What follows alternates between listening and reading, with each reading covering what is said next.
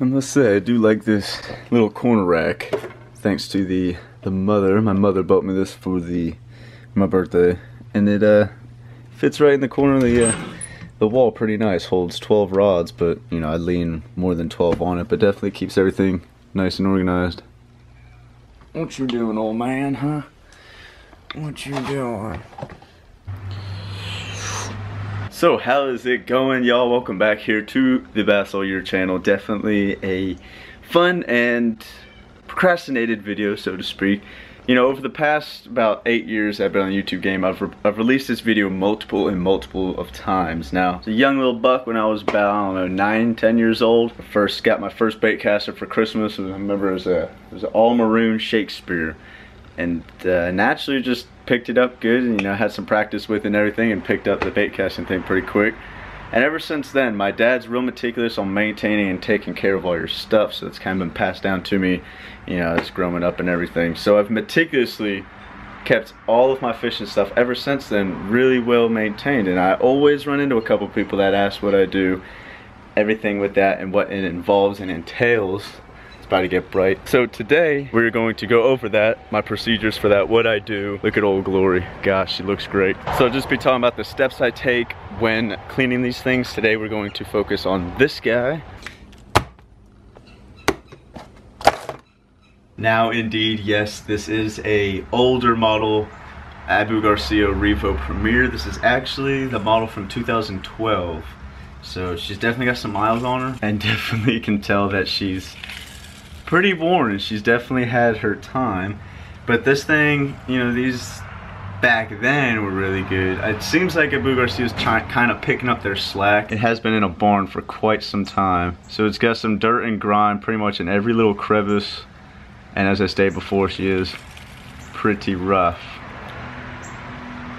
I say back then, like 2012 was like 5 decades ago, but that's just how far the fishing industry has advanced and moved forward since then. So it's pretty cool to look back on stuff that's been sitting around for so long.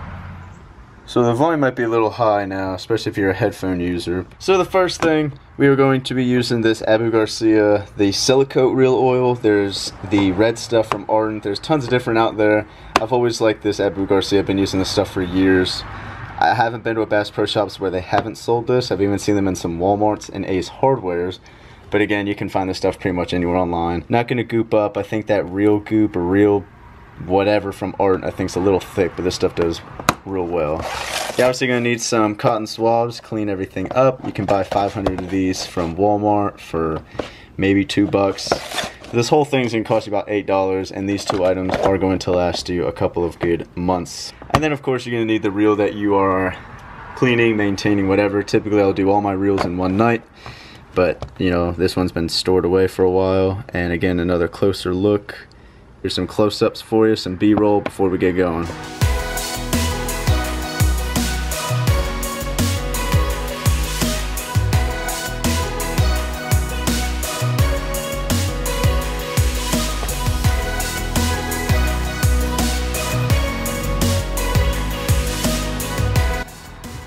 Alright, so first thing first, a lot of reels will have a little plate back here that you can screw off. Got one little single screw, and it's a little lubrication plate. So on this particular model, there is no good way or any lubrication points inside of the reel. It's one of these older ones.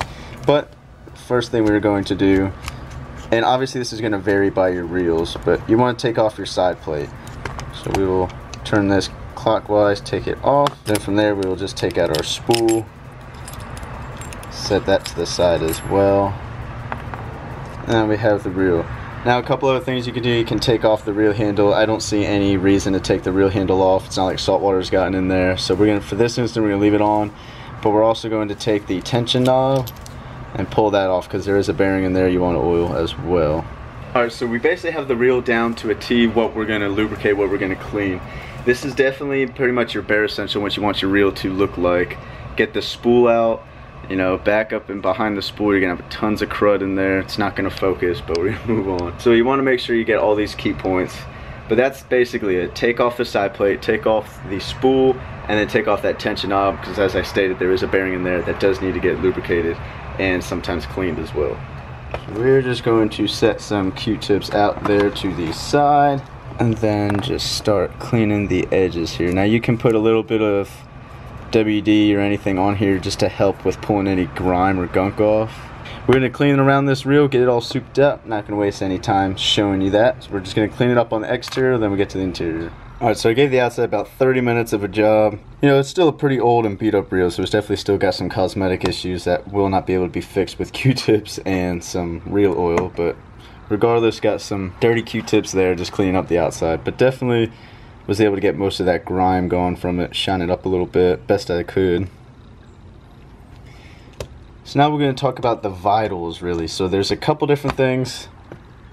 First off, I like getting this oil and just dabbing some right on the top of this Q-tip, and you can come in and just slide around this bottom here, give that some light lubrication. You don't want to slop it up, and you can come on the inside, and that's where your spool's going to be rotating a lot, and you can get a ton of grime out of there.